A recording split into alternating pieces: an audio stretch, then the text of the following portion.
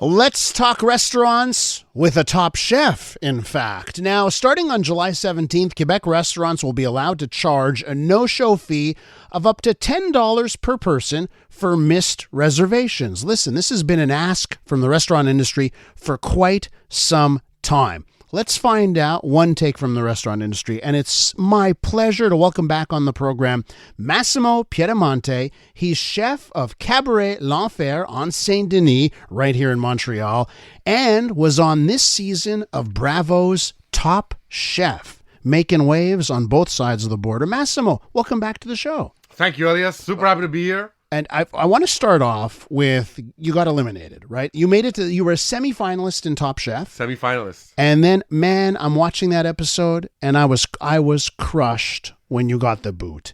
Was it when you got crushed? Were you really? Should you have gotten the boot that week? The way it was edited and what you saw, I said no. He should have made it to the finals. So I respect the judges a lot. I had a great cook, and the judges said I was outcooked. Yeah. So I was outcooked.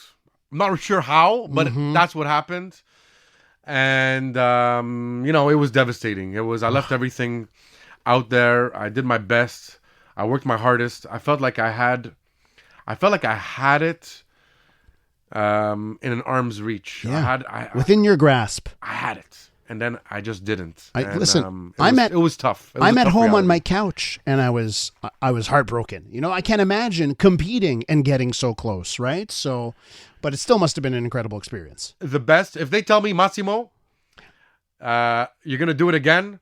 Your plane is flying in 1 hour. Yeah. I have a bag at home with my passport, alternate passports, clothes. I'm ready to go. At a drop of a hat. Well, I'll tell everyone who's listening, you can catch up, right? You can, on your set-top box at home, you can catch up on streaming and watch this season.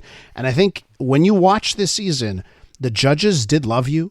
The editors, the camera people, it was clear that they loved the attitude and everything you had brought to the show, right? So I wouldn't be surprised if they called you, hey, we're doing an All-Stars edition. Come back, right? Well, actually, I've been harassing them ever since I got eliminated.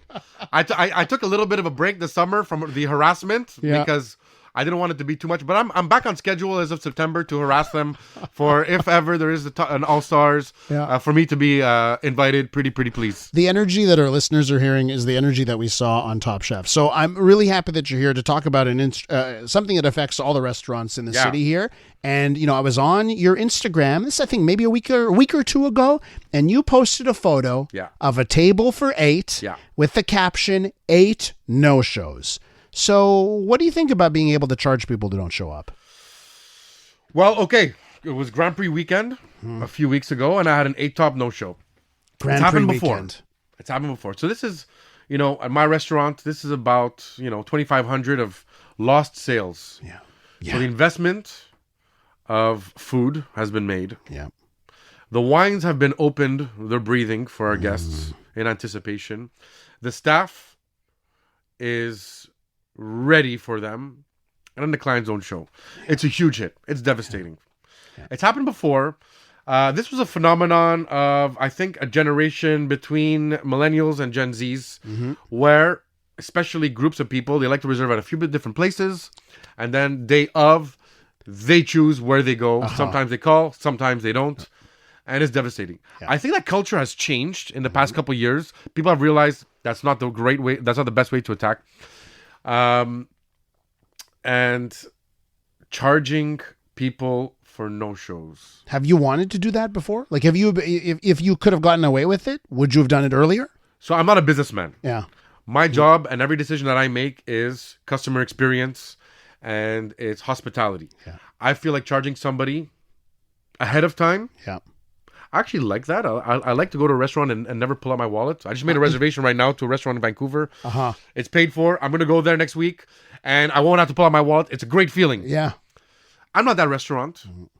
I think that would kind of box me out of a big target audience of mine.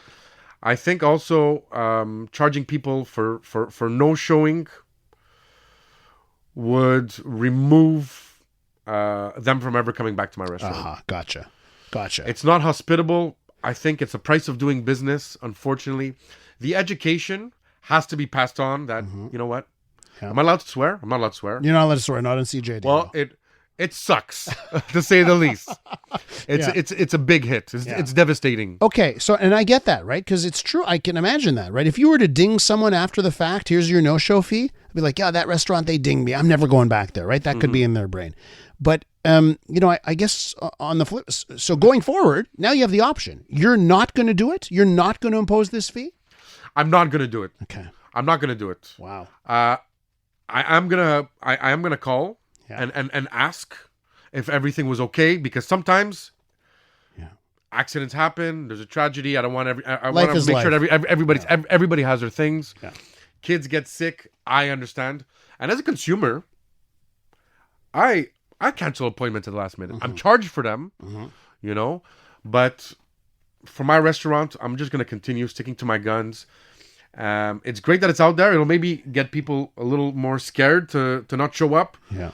But I feel like that phenomenon of people, big groups especially, reserving at many places and then choosing the day of, I think that's behind us, because I haven't seen that in a while. Can I ask you, because it seems like it's a Quebec gut reflex. Let's legislate. Let's put in a rule. Let's come up with a new regulation, right? Which is what this is. They got to make legislative changes here. Of course. As a restaurateur, and I know you're not a businessman, you're a chef, but do you wish that the government would get more out of the way when it comes to your business? Oh, well, we are land of the red tape.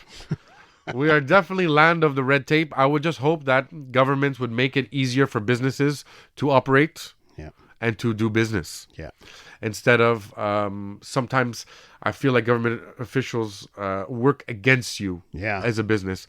I know that in Ontario, for example, in New York City, for example, when it comes to permits, when it comes to all sorts of things, the city works with the business. You have a terrace, right? That's launching. Oh, I have a terrace. We're soft launching tonight. Soft launching tonight. It's a different concept. It's not a tasting menu like we're doing inside. Okay. It's à la carte. Okay.